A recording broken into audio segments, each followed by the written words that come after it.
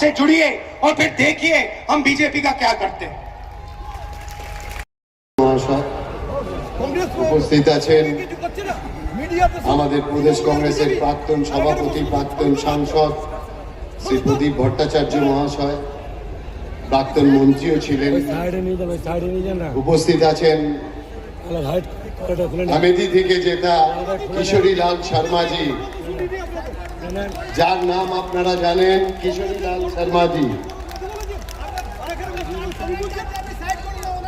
উপস্থিত আছেন উত্তরপ্রদেশের, এই সামনেটা একটু চুপ করো না, উত্তরপ্রদেশের সভাপতি অজয় রায়জি।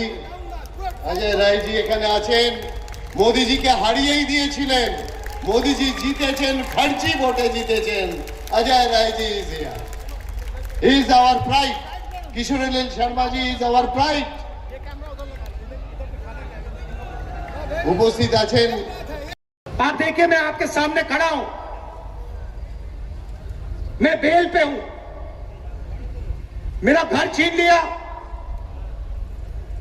मेरी लोकसभा की मेंबरशिप छीन ली, मेरे ऊपर 36 केस हैं। कभी मैं झारखंड जाता हूं, कभी महाराष्ट्र, कभी गुजरात, कभी उत्तर प्रदेश, कभी बिहार। हर 10-15 दिन में केस लड़ने कहीं ना कहीं जाना पड़ता है मुझे। मैं आपसे पूछना चाहता हूं, ममता जी पे कितने केस लगाए नरेंद्र मोदी ने?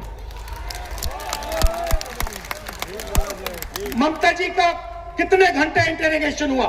मेरा 55 घंटे, 5 दिन एक के बाद एक इंटेरोगेशन हुआ ईडी से।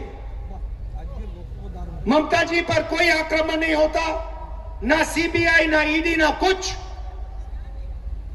क्यों? क्योंकि वो बीजेपी से सीधा नहीं लड़ती है। यह सच्चाई पूरा बंगाल जानता है। सिर्फ कांग्रेस पार्टी विचारधारा के बल पर बीजेपी से लड़ती है।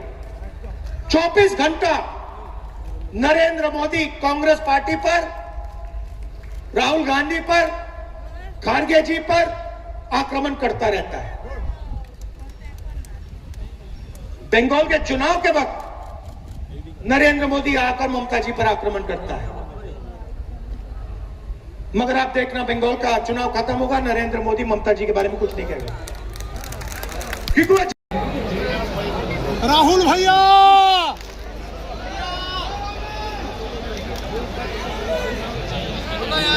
हाँ राहुल भैया,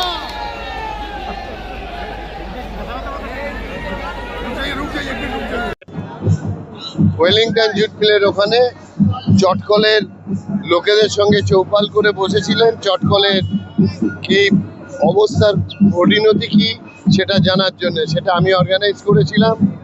অধীর চৌধুরী প্রেসিডেন্ট ছিলেন, অধীর চৌধুরীর নির্দেশে আমি সেদিন অর্গানাইজ করেছিলাম। এই মুহূর্তে কি মনে হচ্ছে হুগলির ভোট রাজনীতি একটু হলেও বদলালো?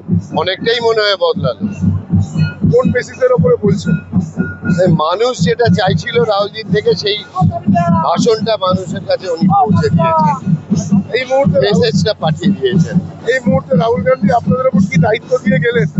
আমাদের ওপর নয়, রাহুল গান্ধীর বলার পর মোটামুটি যেটা হলো সেটা হচ্ছে যে সাধারণ মানুষ আজকে আর একবার চিন্তাগ্রস্ত হয়ে গেলেন যে ভোটটা ঠিক মতন কোনখানে দেবেন, কারণ কংগ্রেস ছাড়া অন্য কোনো বিকল্প নেই। কংগ্রেসই সংকল্প, কংগ্রেসই বিকল্প। কিছুদিন আগে মমতা বন্দ্যোপাধ্যায় রাহুল গান্ধীকে নিয়ে যে মন্তব্য করেছেন, আজকে কি তার পাল্টা জবাব দিলেন বলে মনে করছেন? মমতা বন্দ্যোপাধ্যায় কখন কাকে নিয়ে কি মন্তব্য করেন বলে লাভ আছে না, তারপরে আবার তার সঙ্গে চলে যান। বিজেপিকে নিয়ে তো এত মন্তব্য করেছেন, আবার তো গিয়ে শাল দেন, ফুল দেন, মিষ্টি পাঠান, অনেক কিছু হয়। কি কথা হলো রাহুল গান্ধীর সাথে, কি কথা হলো? না, আমার সঙ্গে ব্যক্তিগত আর কি কথা হবে। উনি যেটা বললেন যে লড়ো, জমকে লড়ো।